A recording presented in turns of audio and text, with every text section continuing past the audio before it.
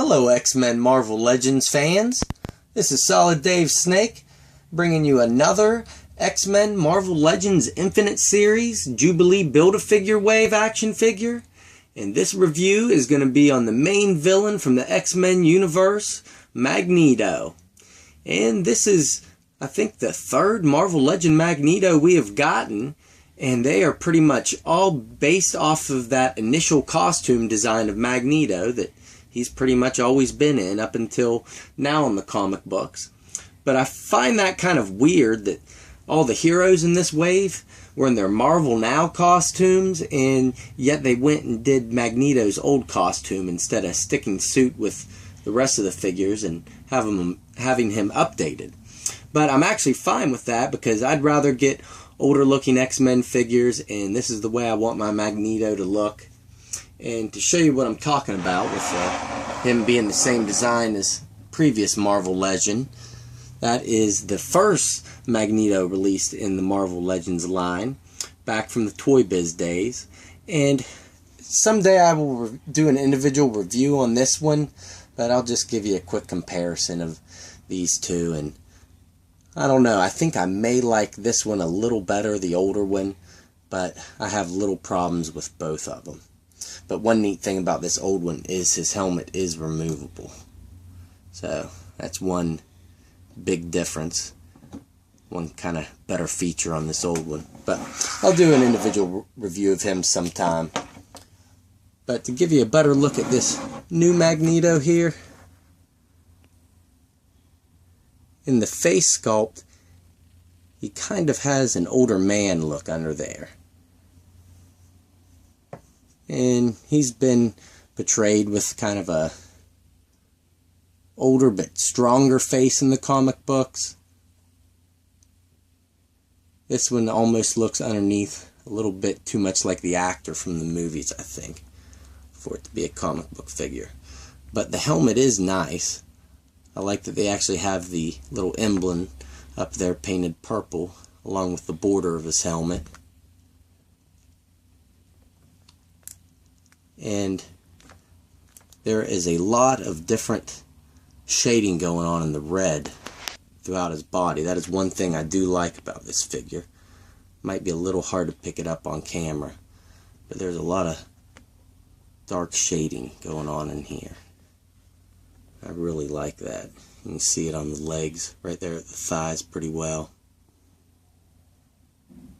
And the purple is a nice shade all around, especially on the cape. The cape itself is detailed really nice with wrinkles and folds all through it. And the metal piece up here, it's not real pliable like the old one, but it's pliable enough to hold the pose as well. And he has nice paint transitions here where his gauntlets are, where they go from purple to red, and down here on the boots as well.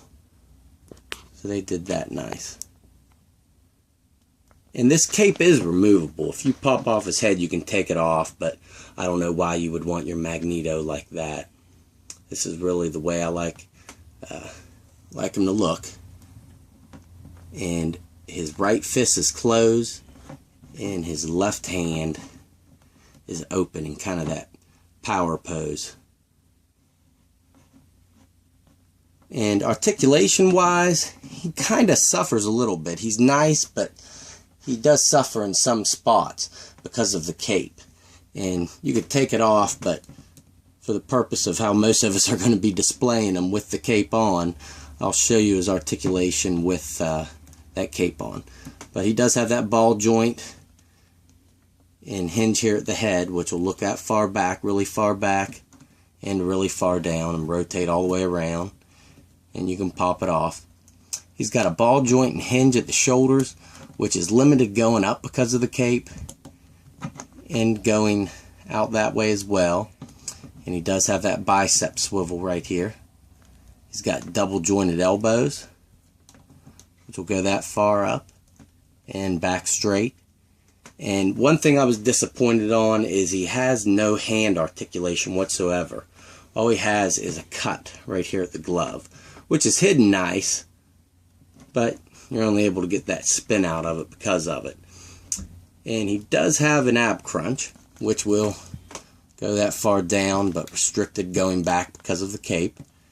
He's got the swivel at the waist, and his belt is on there loose, so it doesn't restrict it. He has that ball joint and hinge there at the crotch, and you have to turn it to kick it sideways, but he does have a cut up here at the upper thigh as well. And if you get those hinges there, you can kick him up a little more. And he has double hinged knees and a cut here at the upper boot, which is hidden nice, and the hinge foot, which will go that far down and give you that ankle pivot. So the articulation's good, but it's limited a little bit from the cape, and I don't like how he doesn't have that hand articulation. But overall, this is a good Magneto that will look good in your collection.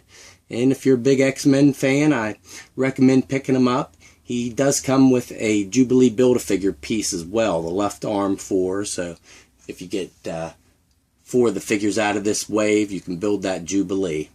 So, alright guys, thanks for watching, and stay tuned for my next Throwback Thursday, where I will be comparing an old Toy Biz Jubilee with the new Marvel Legends Build-A-Figure Jubilee. Alright guys, later.